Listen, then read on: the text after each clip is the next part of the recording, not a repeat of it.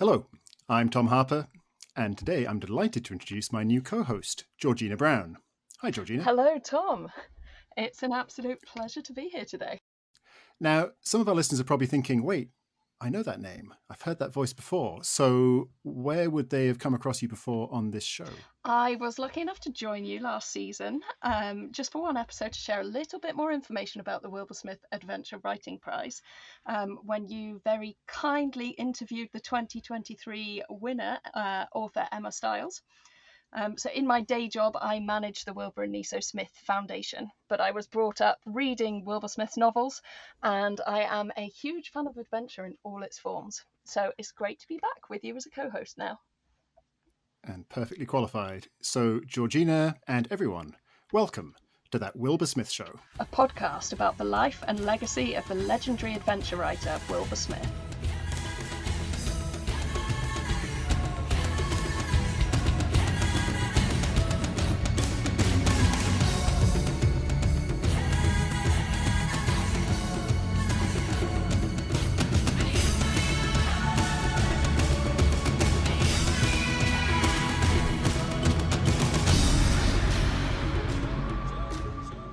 Captain Riley reviewed his preparations for leaving the ship, going over them item by item in his mind. He now knew by heart the considerable list he had compiled days previously from his own vast experiences of Antarctic conditions in the sea. The single most important consideration was that no person should be immersed or even drenched by seawater during the transfer. Life expectation in these waters was 4 minutes. Even if the victim was immediately pulled from the water, it was still 4 minutes, unless the sodden clothing could be removed and heating provided. With this wind blowing, rising 8 of the Beaufort scale at 40 miles an hour, and an air temperature of minus 20 degrees, the chill factor was at the extreme of stage 7, which, translated into physical terms, meant that a few minutes' exposure would numb and exhaust a man, and that mere survival was a matter of planning and precaution. The second most important consideration was the physiological crisis of his passengers, when they left the comparative warmth and comfort and security of the ship for the shrieking cold and the violent discomfort of a life raft afloat in an Antarctic storm. They had been briefed and mentally prepared as much as was possible. An officer had checked each passenger's clothing and survival equipment, they'd been fed high sugar tablets to ward off the cold, and the life raft allocations had been carefully worked out to provide balanced complements, each with a competent crew member in command. It was as much as he could do for them. Captain Riley took one more look at the land. It was very close now, and even in the gloom of the onrushing night, the peaks of ice and snow glittered like the fangs of some terrible and avaricious monster. All right, he nodded to his first officer. We'll begin. That was From Hungry as the Sea by Wilbur Smith, a novel that takes us from the thundering surf of the African coastline to the ice of Antarctica, chosen for reasons which will become clear, as in this episode we want to talk about the idea of adventure itself, how it differs in real life and fiction, and how the two intertwine, especially when you're telling a story. We're joined today by two of today's most exciting adventurers, Phoebe Smith and Dwayne Fields. Now, Phoebe is an adventurer, presenter, and writer who started her adventure journey with the discovery of wild camping, a free and easy way to explore the natural world. Her extreme sleeping addiction has taken her from Everest Base Camp in Nepal to portaledging in trees in the Bavarian Alps and bedding down inside glaciers in Svalbard. She also hosts and presents her own Wonder Woman podcast. Dwayne holds the record as the first Black Briton to walk to the magnetic North Pole. At age 6, Dwayne came to London from Jamaica, but he hasn't just stayed in London. Dwayne is an explorer and broadcaster who has spent time in some of the most unhospitable environments in the world, from the jungles of Central America to the rolling dunes of the deserts of Oman and the blizzards of mountainous Kyrgyzstan. So Dwayne and Phoebe, welcome. Thanks so much for joining us today.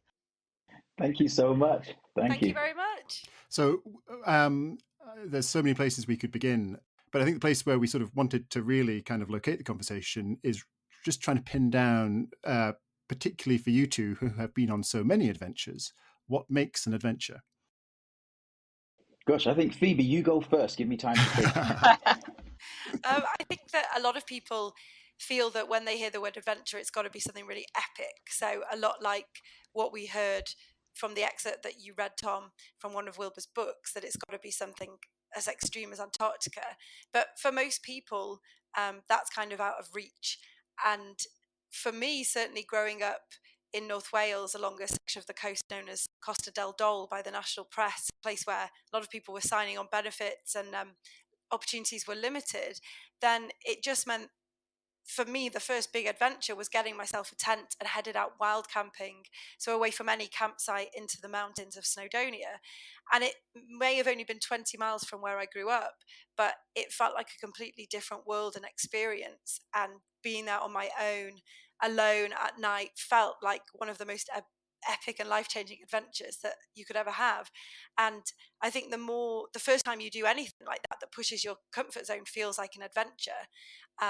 And obviously you try and push it. You might want to try and push it. Certainly I did, to more and more extreme things, which is then how I met Dwayne. Just picking up on what you said there, just it doesn't have to be big. I think that's something that's really key to an adventure. We always look far afield for the big adventure, but for the most part, we can find lots of adventures close to home at the end of our street in the local park. I think an adventure has to have an element of new experience to it or learning something new. And I can't remember who said it, but there was a quote, and I'm gonna misquote it terribly now, but it was something along the lines of an adventure. It becomes an adventure when you share it. And I think part of an adventure is in retelling the story or recanting the story and sharing that story, not for the hopes of some kind of, you know, credit or some kind of applause or some kind of, I don't know, being bigged up, but share it so somebody else gets something from your experience as well. I think there's definitely an element of, you have to sit around a campfire, whether that campfire is a school hall, whether that campfire is a group of mates at a bar, or there has to be a commune somewhere, and you have to share it for it to be, um, maybe not even qualified, just for it to be that much more of an adventure. There has to be an element of sharing it. I think that's very true as well of real life or fiction. You know, Wilbur was this incredible storyteller, and one of the things that he did was open a window into all of these other worlds. He opened a window for so many people to all of these different lives that he wrote about in various different countries in Africa, lives that a lot of people hadn't seen. Um, and I think that you, Dwayne, and Phoebe both do this through your work. You know, Wilbur did it through his fiction, but you tell these stories through the TV shows that you do, through telling the stories of the adventures that you've been on. And Phoebe, you're a storyteller too, and you do this through your podcast, and through your books. Why did you decide to share your adventures with people? I think if I'd have Gosh. you go first then, Dwayne. Oh, no, you go, you go. No, no, no. I literally, I had an answer in my head halfway through what you were saying, Georgina, and I was like, I'm determined to get it out before Phoebe steals my thunder. Chances are her answer is going to be a million times better No, you anyway. go, Fields, But you go. no, for me, sharing the stories and sharing the experience was always about getting the next person to consider doing it, to consider going on an adventure, to consider going outside your comfort zone, to consider pushing your own limits. And I thought, by sharing it, I'm dropping that pebble into that proverbial pond and just watch the ripples and see what happens. Because at the end of the day, adventurers were always, in the beginning, they were about going and finding out what's over there. Go and seek out new information. Go and bring something back to the tribe. And I think we all have a responsibility to do that, don't we? Whenever we discover something new, it's worthless, it's absolutely useless information unless we share it. So fundamentally, for me, it was always about just using the experience that I've had, using the adventure that I've been on, using the lessons I've learned, and imparting that on somebody else and hoping they will take it and run with it and build on where we are. And that's it.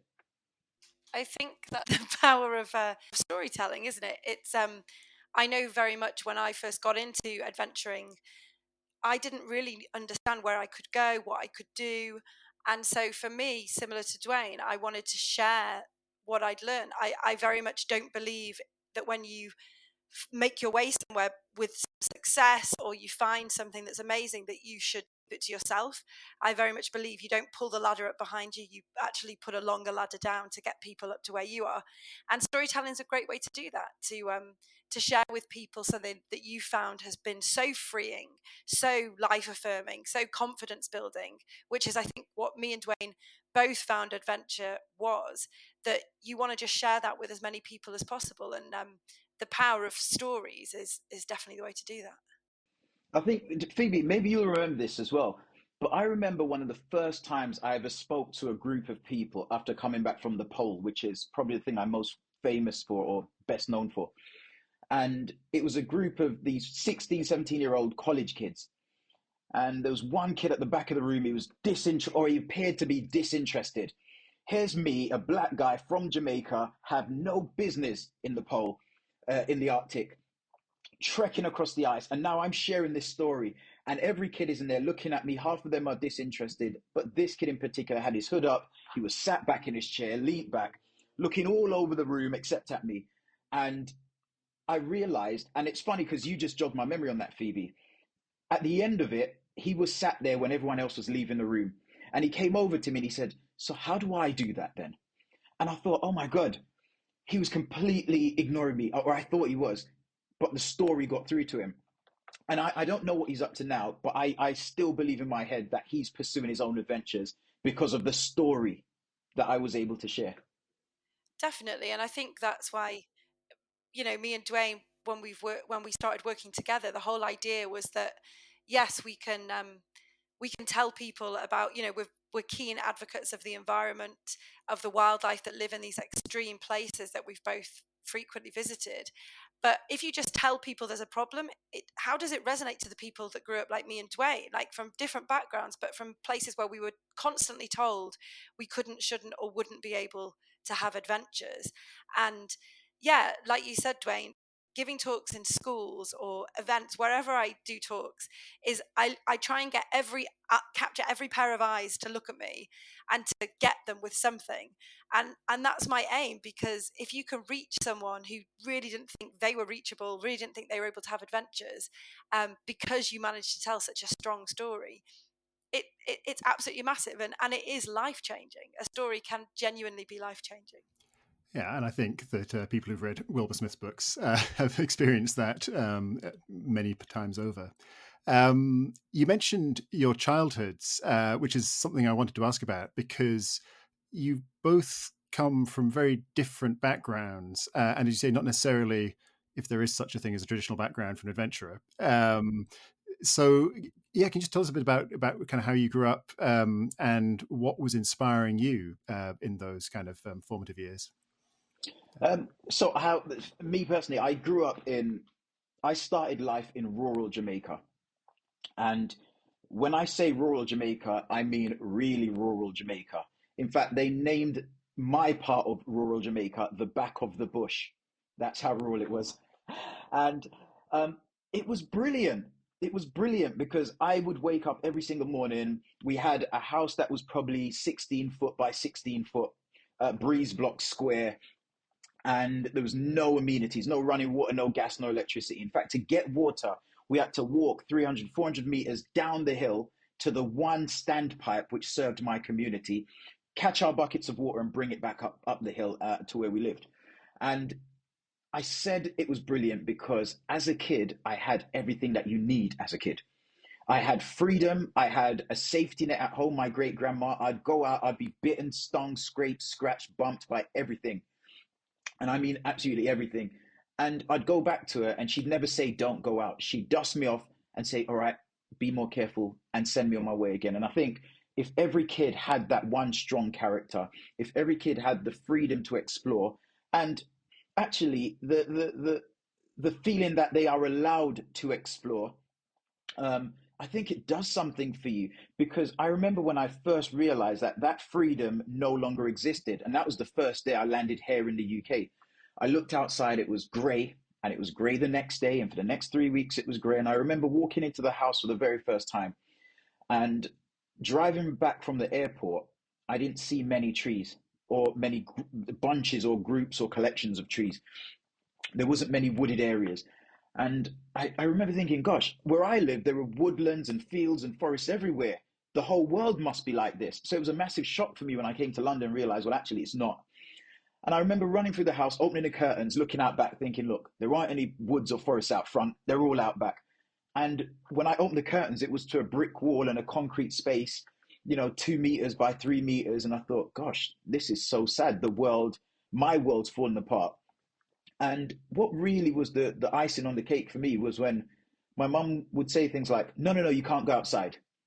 Oh, no, you don't play outside. It's not safe to play. I thought, what? Hold on, this is a complete 180 in Jamaica. They can't wait to get you out the house. But equally, in Jamaica is where I found my confidence. It's where I learned that as high as I got in the trees that I'd climb, I could always go an inch or two higher. If I could hold my spirit and, just be strong, I could climb another inch or two higher. I'd play this game where the neighbors' dogs, you can hear them maybe 300-400 meters away. You could hear them barking, and I'd walk as close as I could before turning and fear, catching me and making me run. And I remember there wasn't an opportunity to do that in the UK as a 6-year-old kid going on 7.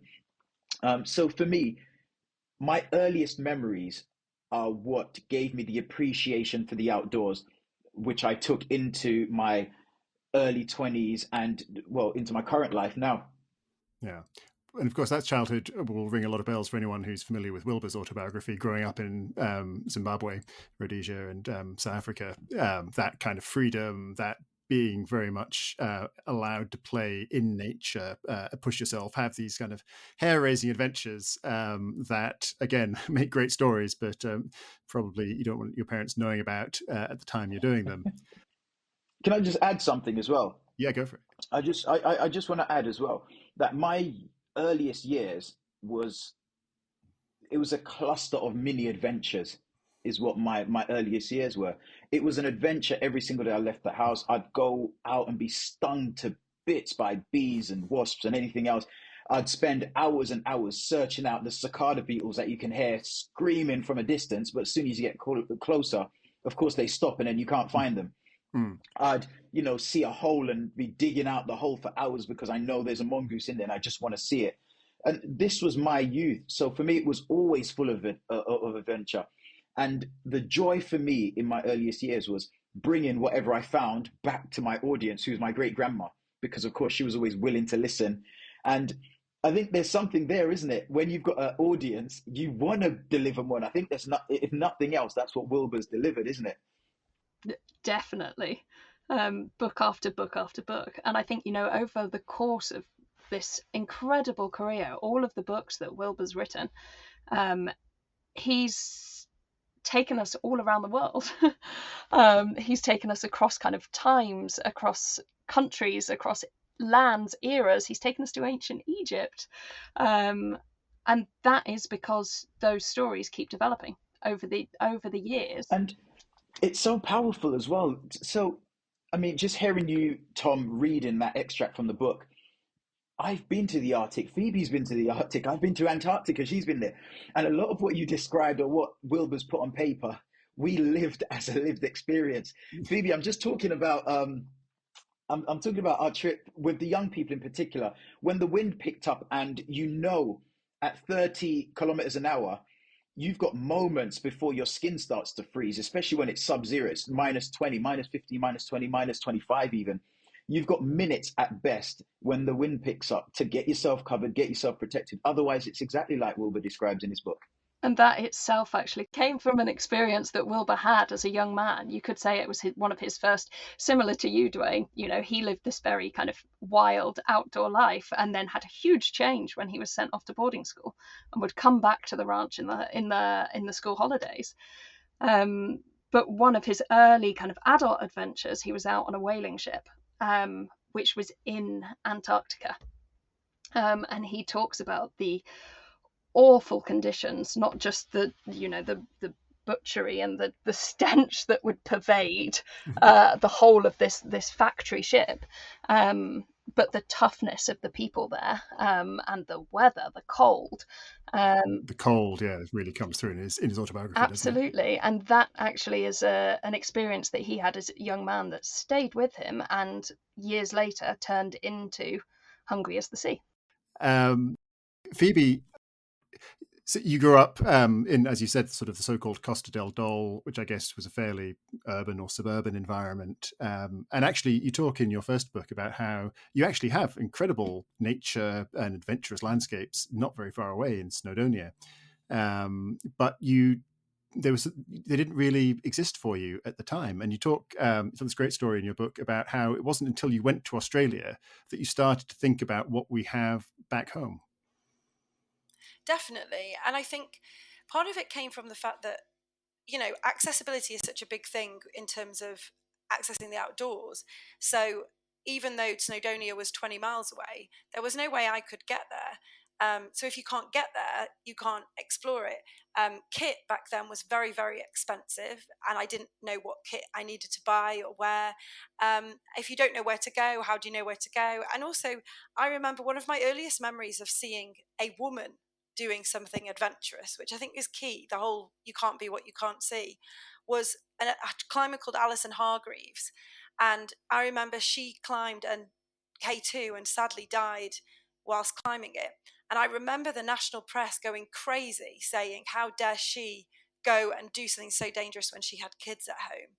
And that really sticks in your mind, that there's one rule for women who go do these adventurous things and there's one rule for men.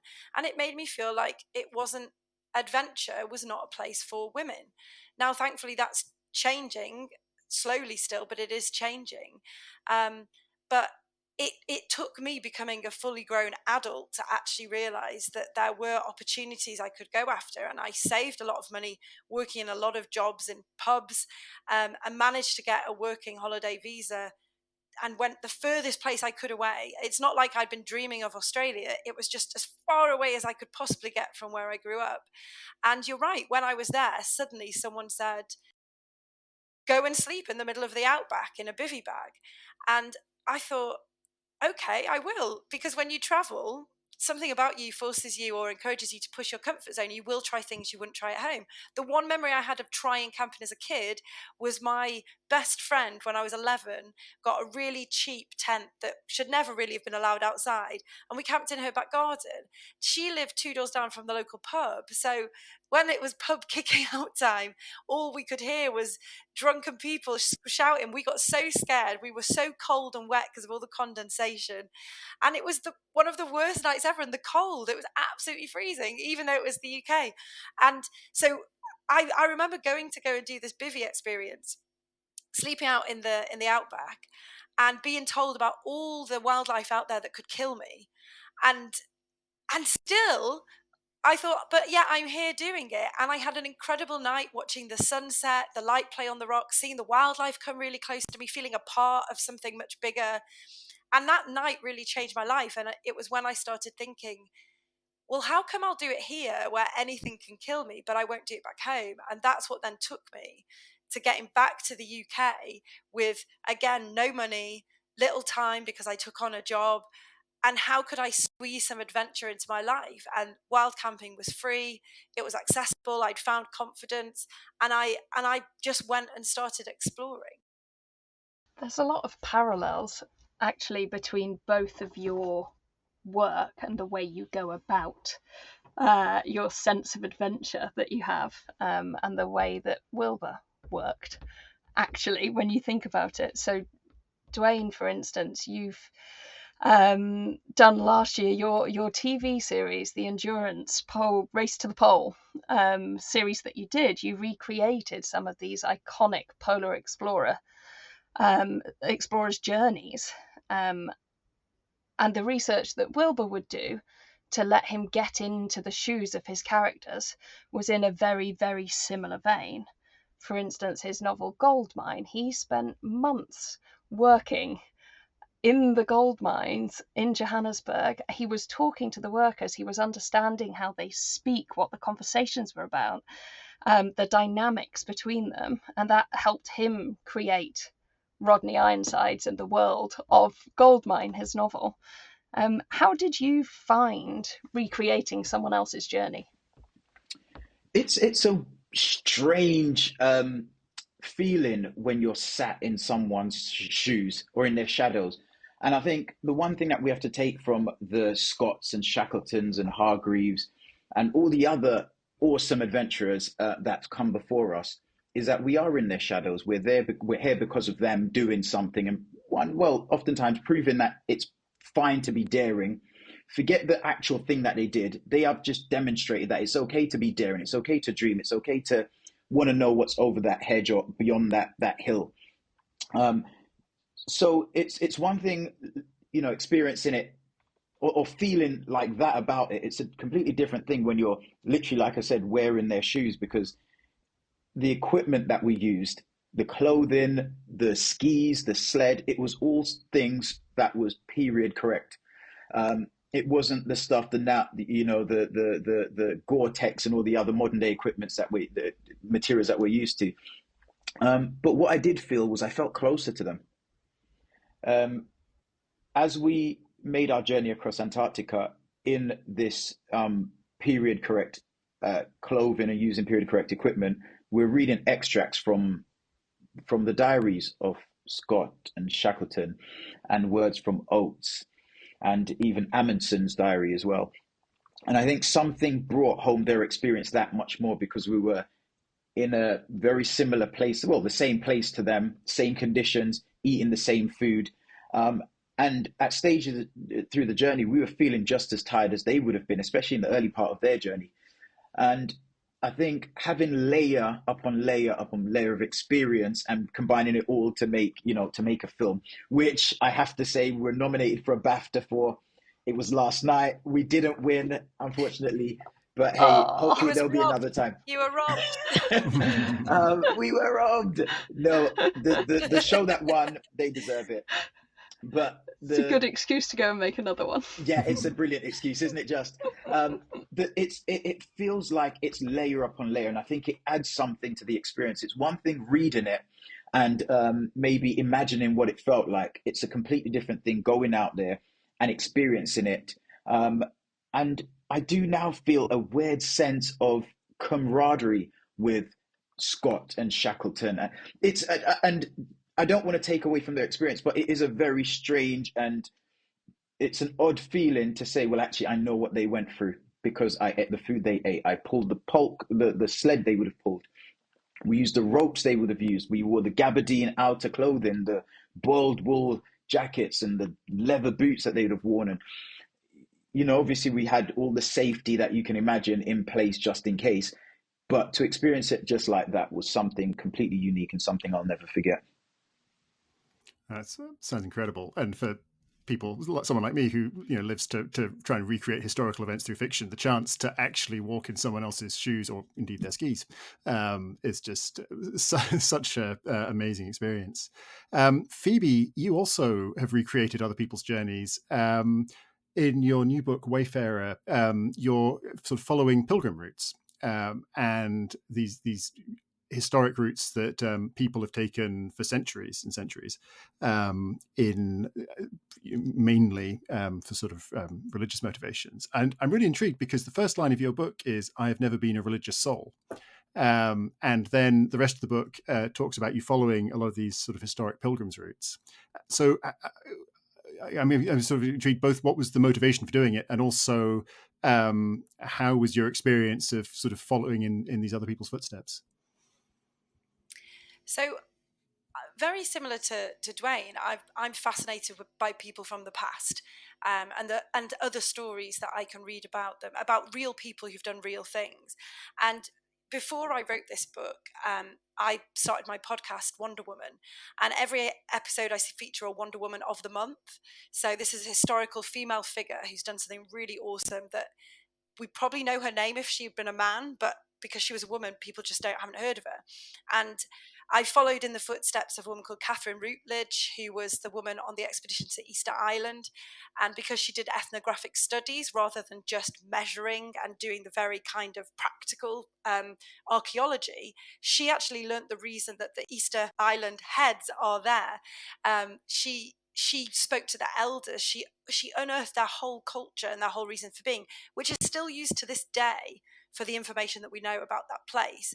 She's one example. There was another called Ada Blackjack, a woman who was an indigenous woman who went on an ill-fated expedition to Wrangel Island, and the rest of the crew died, and she survived, and she thrived in that environment, and she had very little with her, but she just kind of came alive in that environment. So I think women like that, I knew they were out there and inspiring, and they all have their different motivations to do it.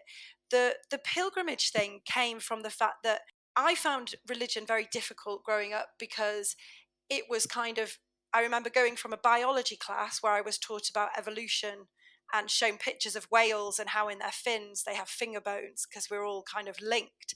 And then I went straight to an RE class where I asked how Genesis fitted in with the apes and evolution, and she told me she never came from an ape. That didn't happen. And I was like, really couldn't understand how the two worked together. But then actually doing Wayfarer happened completely by accident. I was sent on an assignment to walk the Camino de Santiago to understand why people do it, the religious trails they follow. Realized my entire life I didn't know whether I was on the right path. I didn't know what I was doing. I came home, I changed. I walked out in a long-term relationship. I quit my dream job, and I didn't know what to do next. And I started walking pilgrim trails in the UK and following in other people's footsteps, other people who would have been doing these walks to make meaning. And pilgrimage was effectively banned in the UK about 400 years ago. So I quite like that slightly clandestine feeling you get of doing something perhaps you shouldn't. But in doing so, I learned that history and religion are so intertwined in the same way that politics are. It's all intertwined together. So you can't understand one without the other. In the same way that I started to realize my history, my past, had made me the way I was. And I wanted to walk a new path for myself, but I said, you can't head towards the future till you've walked through the past and understood that. And that's what I did, walking these journeys. That's why I did it. I wasn't trying to write a book at the time. It was literally survival from a lot of trauma I was processing that I'd gone through in my life. And walking on these routes where people had tried to make meaning really helped me. And in doing so, I found this wonderful woman called Hilda, one of the few female patron saints that a pilgrim path is named after. And I loved everything she stood for. You know, she made men and women study together. She brought rich and poor people together on their life journey. She was the reason she made, I think it was 6 people become bishops. She was the reason and inspiration for the first known British poet called Caedmon. She did all these wonderful things, and not many people know her. She even gave the scientific name Hildaceras to ammonites on the beach, because they represented the snakes that she was supposed to have rid the land from. History, religion, politics, exploration, they are all so intertwined. And I think by looking to the past, like what Wilbur obviously was inspired to do, what Dwayne's been inspired to do, and what I love to do, just really helps inform the future for you. And by walking in someone else's footsteps, like Dwayne said, you kind of appreciate things a lot more. You get this sense of camaraderie with other people. You find your own place in this big story that is human life. Yeah, and it really relates back to what Dwayne was saying about, for as long as people have been having adventures, people have been talking about their adventures and inspiring other people, even if you go right back to the sort of, I guess, the Dark Ages. 100%. And I think what brought me and Dwayne together was that we were both telling our stories separately. And when we met up talking about barriers, we met up on a panel talking about barriers that people may have to getting into adventure in the outdoors.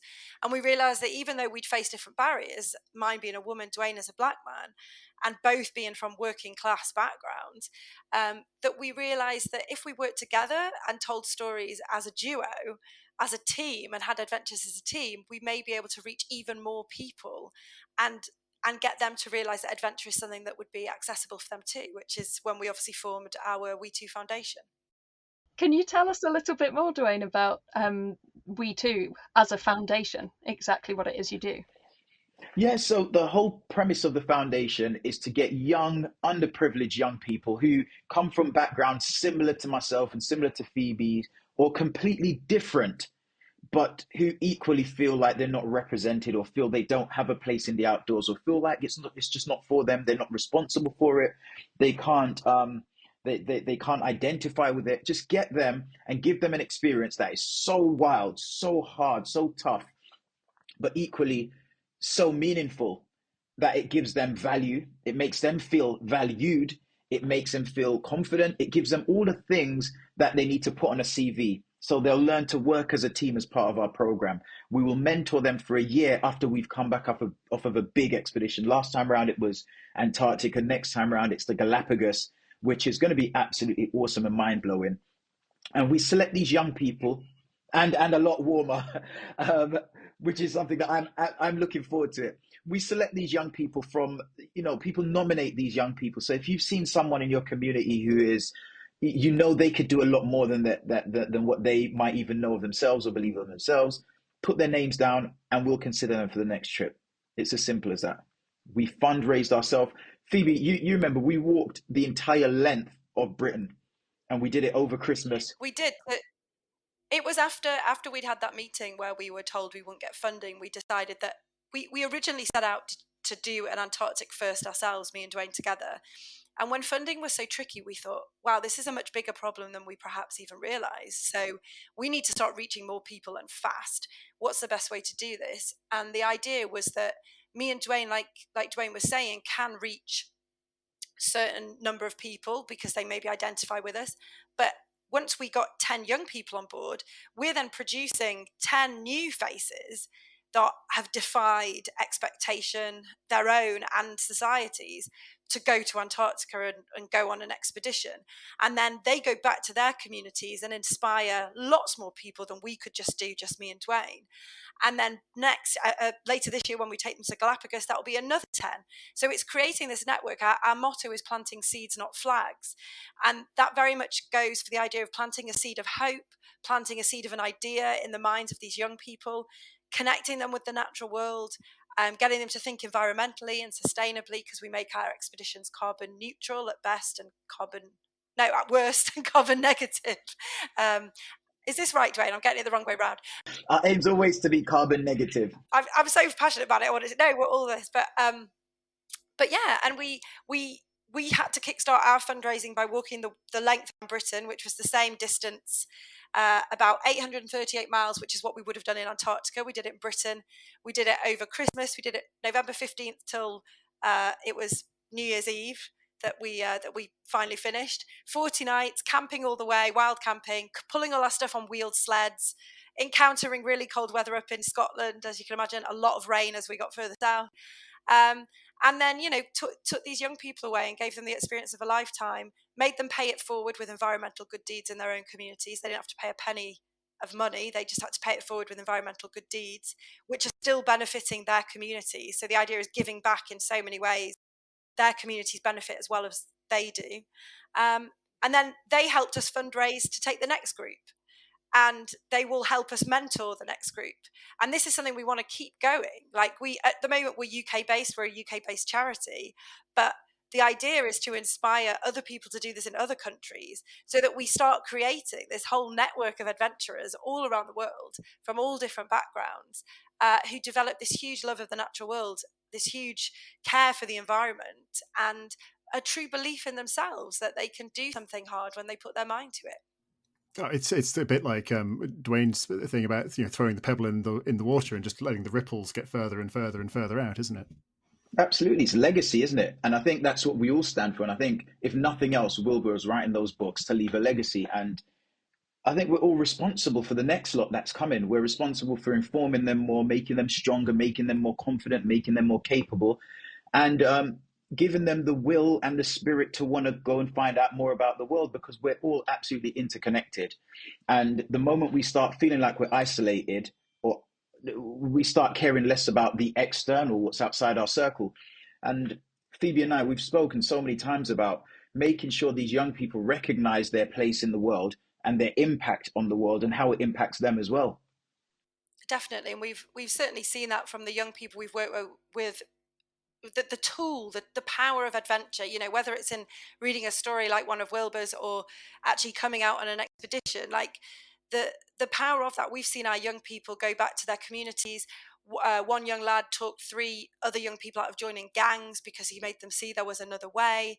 We've had young people going to university, the first in their family who've done it. We've had others getting jobs that they'd never thought they could get because they've got experience now on their CV they can talk about. So it really, adventure is such a powerful tool, and I think probably readers of Wilbur's books already know that, but to see it lived, like we were saying before, like how he used to go and walk in people's footsteps, by us taking these young people, you see it even again, that first-hand change that happens, and it's an addictive feeling. You just want to help more people discover that. And I'm sure that's why he wrote so many books. It is addictive to see people react to something that you're doing that's a positive thing, especially in this day and age where we need those kind of things happening, these positive things. And I think we need adventure more than ever. We definitely do. We definitely do. Do you think there's an element of discovery in every adventure, whether that's a novel or whether it's real life? Have you always learned something that you didn't expect to? Every single time. There's not one time that I step outside my house and think to myself, I'm going for a walk in a park, or because they're all, I said earlier, my earliest memories were all a series of mini adventures. Whether it's taking young people out or just going for a walk with the kids or going for a walk on my own, there's always something that I think, oh, actually, I've never seen that before. Oh, actually, I'm going to go find out more about that. I'll take a picture of my phone and then go, ask somebody I know. There's a botanist that I know what this plant is and what it's used for. And there are so many things. Phoebe, do you remember that trip that we took where we took those 4 young people up Snowdon, and we discovered, Yes. we came across that plant, and you did a search and you found out that it was a blood rose or something like that. Bloodroot. Bloodroot. And for Bloodroot that me, they used to use to dye. Dye sheep in the Welsh hills so that they knew whose were who. And yeah. it's stories like that. Those are the discoveries that will stay with me forever. I didn't expect to see it. I've been in those hills so many times. I've been there with so many different people, but on this occasion with these young people and Phoebe and her, inquisitive nature, she picked something up, searched it out, and I do that all the time. So absolutely every single time you go out there, when I go out with young people, there's a point where I always stop, and I just pause. I don't say anything to them. I don't tell them why we've stopped. I just stop, and for a moment or two, they're looking around, whispering, "Why have we stopped? What's wrong? Why have we stopped?" And I just freeze and I wait, and after a moment, they will freeze, and then they realize, hold on, it's not what's happening or what we can hear, it's what we can't hear. We can't hear any of the ambient noise, the traffic, the car horns, the sirens.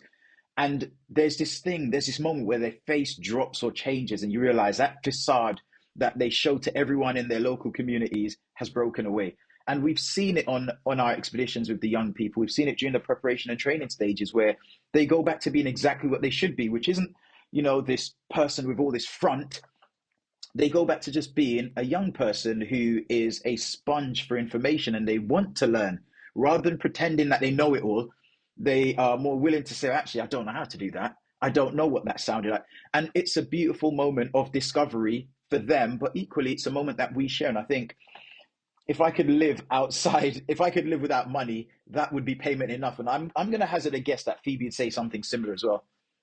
Oh, 100%. It's it there's just so much to learn out there, and the great thing is knowledge is free, knowledge is lightweight, you can take it wherever you go. And I think that's one of the key things that we do. Like, we not only sort of satiate our own thirst for knowledge and the curiosity, but we foster that in the young people, and we do see them then going on and being more curious about the world, and get them to talk to people and ask questions of themselves. Why do I do this a certain way? And I know both me and Dwayne, we growing up started to question, oh, why do we do things this way? There is another way. And that's just, I guess, exactly what we're trying to do with them. Just show them another way. You've, Dwayne, when you were talking about people, guards coming down once they're out, and all the things that are not happening, in a sense, the tranquility that you can get out there. And Phoebe, in your first book, Extreme Sleeps, you talk about the first time you went off to spend a night alone. It was also in Snowdonia, I think, as it happens. And your friends were shocked and saying, "Oh my God, you're in such danger. What happens if someone attacks you when you're out there?" And you pointed out that actually you're infinitely safer out there than you would be on the streets back home. It has to be said, in Wilbur's adventures, it's not all tranquility and listening to silence. And in fact, if you're sleeping in a tent by yourself, chances are someone will come along and you'll have to kind of throw them off a cliff or something.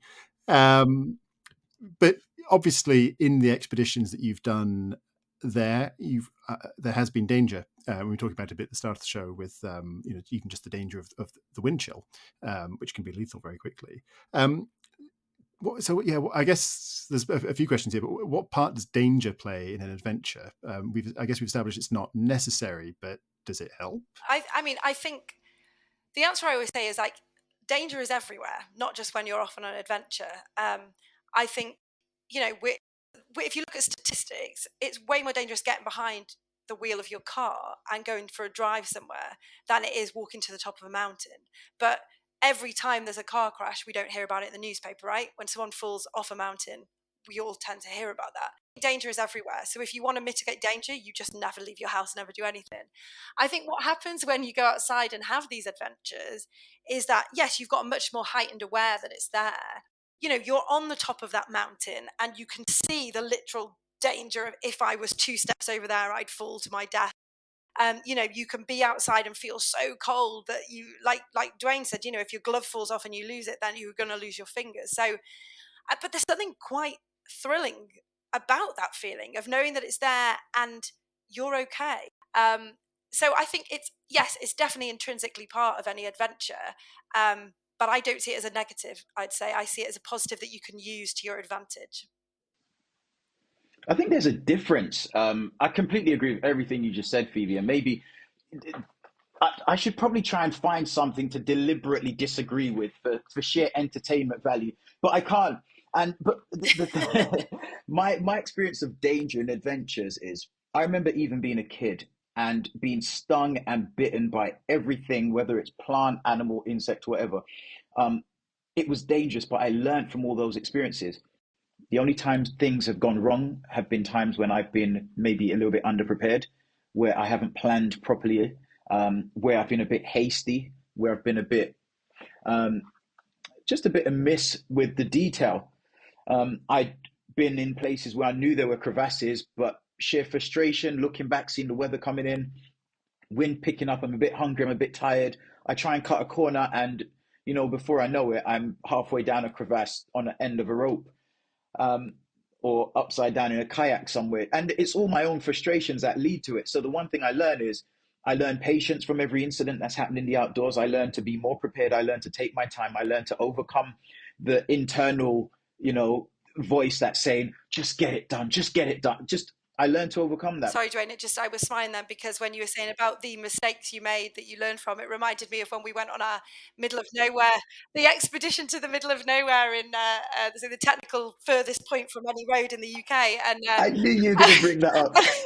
And we were camping and it was freezing cold. Go on, Phoebe, tell us what it was the middle of winter and we'd got to this middle of nowhere point. We spent one night in a bothy, so this kind of shell of a barn that we'd camped in. And then the second night we slept in a forest. And I remember we were so exhausted. We'd been post-holing through snow that was coming up to our thighs the whole day. We'd finally found a bit we could put the tent up. Both got into it and I suddenly heard this noise and I was like, what's that noise? And I looked at Dwayne and he just had this sheer look of panic across his face because his camping mat had completely deflated and he was just on this ice cold floor. It's just punching. And I said, Dwayne, I think I've got a put to repair kit. Can I help you? And you're like, no, can't be bothered now. I'm just going to sleep. It was like -12 that day. It was. I think it was one of the coldest days in Britain that day. And I just remember thinking, I sat down on it and I just heard, and I slowly lowered to the floor. And the first lesson of camping, aside from putting your tent up, is don't sleep on the floor. You're going to be much colder on the floor. Avoid sleep. And I was just so tired, frustrated, hungry, fed up. But I just laid there basically on the floor, freezing cold the whole night. Woke up. I think Phoebe called out to me a I few wanted times to just to check he check was I was still still alive. He alive. was so But quiet. I thought he's died of hypothermia those are the because he mistakes. couldn't be bothered getting the puncture repair kit that I said I had.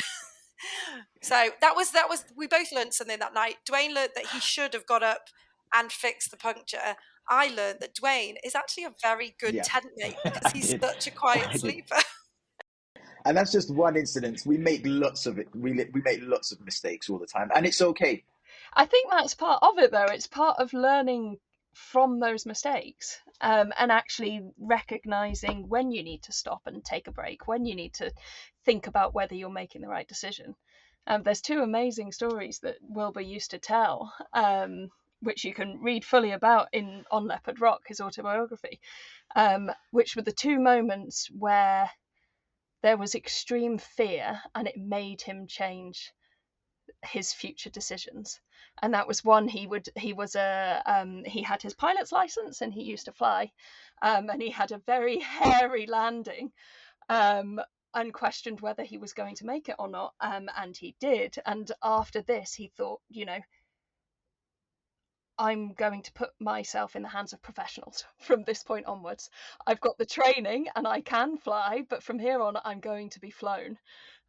Because I don't do this every day. I might do this once a month, but you don't want your instincts to dull, and you need those quick reactions. You need to be able to trust that you're going to make the right decision in the heat of the moment. And then the second one was coming face to face with the power of nature, shall we say. There were 3 reef sharks circling him on a dive in the Seychelles. And that was a moment where he had to rise because his oxygen was running out. And he did it very calmly and made it back to the boat.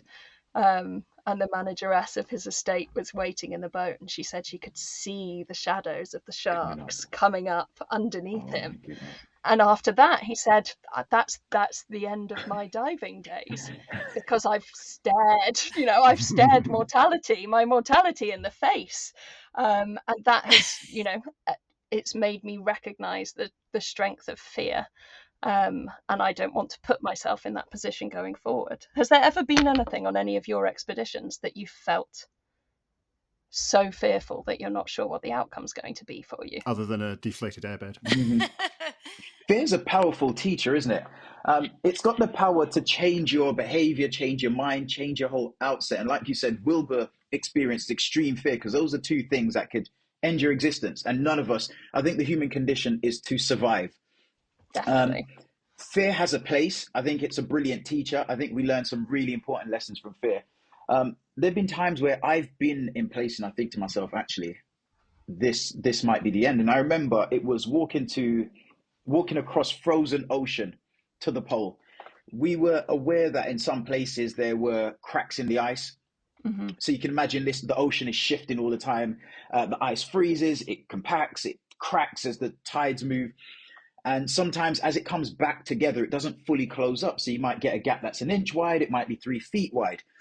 And I remember we were walking along, and again, it was frustration. My teammates and I at the time, we were having another conference on what route to take. And I felt like we were having a lot of conferences on what route to take. And in this instance, I said, look, enough of this. Let's just go straight over that way. And sure enough, I take 5 or 6 steps, and whoosh, I fall into one of these cracks, and I'm up to my waist, just hanging on by my hands, screaming out, help me, help me. Actually, no, wait where you are, stay where you are, stay where you are, don't move, don't move. And, that for me was a moment of absolute terror, because I thought everything that we prepared for in terms of the ice breaking drills, which is where you just fall into a hole in the middle of a lake, frozen lake, crawl out, get yourself dry, take off the wet clothes, and try your hardest to warm up. I thought, gosh, I'm going to go through all of that. I'm going to fall in the ice. I'm going to fall and go under the ice in frozen water. This could be it. And for me, that was a terrifying moment. But this is where the power of camaraderie and teammates come in. They came over to me. They helped me out. And with them side by side, I was always anxious. But again, it was a lesson for me to slow down a little bit and pay more attention to everything that's happening around me, whether it feels like it's an empty space, like the Arctic might seem to be at first glance, or whether it's a noisy woodland. just slow down a bit and pay attention, and you'll pick up on so much more. Yeah. Yeah. We've talked a little bit. If we could just maybe get something about what's next. Obviously, we've talked about Galapagos for WeTwo, but whether there's anything else, Phoebe, particularly for you, what's next? For me, what's next is I'm really, like I said, really interested in these historical female figures, these travellers who've done these really cool things. And I have been over the last few years trying to, whenever work's taken me to different places, try and find more of these women to collect them together in a book. And I haven't decided yet whether that would be a fictional book that would kind of but based on one of these real women, or kind of a bit more of like a memoir in similar vein to my Wayfarer that would show me visiting these places and what I learned. Like, I love the idea of the lessons I learned from these women, that even though they're gone, they're still teaching us something, which I guess is something you could say about Wilbur and his books. Absolutely. Whether it's fact or fiction, I think you can learn from every type of adventure. An adventurer who's gone before. Yeah. And Dwayne, other than the Galapagos, where are you headed? So I'm I'm still working on my first book, which is an autobiography as well. At the moment, it's 138,000 words, and it's been cut down already. I know. Wow. It's too long for me as well. I think we've given up about 35,000 of those words. Again, it's a collection of lots of mishaps and lots of incidents and lots of things that's happened that's culminated in me being who I am today. So that we're recording over the next month or two. And during that same period, funny enough, I'm heading back to Africa again to do a series 2 of Endurance Race to the Pole, looking at another historical figure and their experience.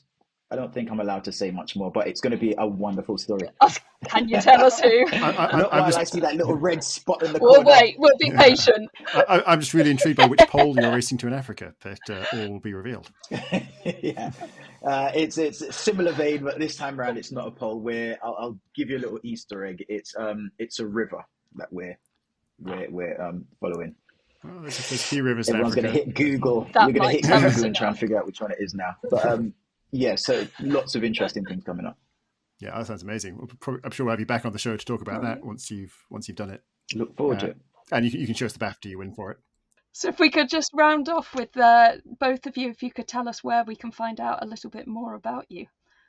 You can visit my website at phoebe-smith.com. You could find my podcast anywhere you get podcasts. Wonder Woman, a travel podcast. It's Wonder, WANDER. Social media at Phoebe R. Smith. And of course, the WeTwo Foundation at Team WeTwo. That's WETWO.com. And for me, it's quite simple. It's Dwayne Fields across all socials. And the main thing I want to get is more people to visit the website, teamwe2.com, just like Phoebe said, and keep an eye on what we're up to, because we're always looking forward to the next adventure. And the one thing that we always need is, aside from money, is more young people to be nominated for these amazing adventures that we go on. Well, like you, we're always looking forward to the next adventure as well. And we will definitely be following what you're up to, and hopefully either through this or through other work that we're doing, more people will find out about the amazing work that WeTwo does. Phoebe and Dwayne, thanks so much for joining us today. Thank you. Thank you very much. Excellent. Well, on that note, I think we'll say goodbye.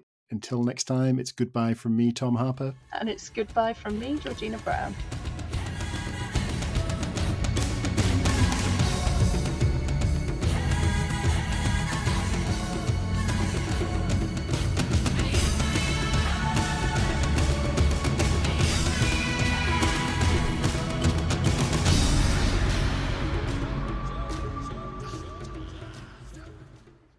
That Wilbur Smith Show is produced by Christopher Wynne.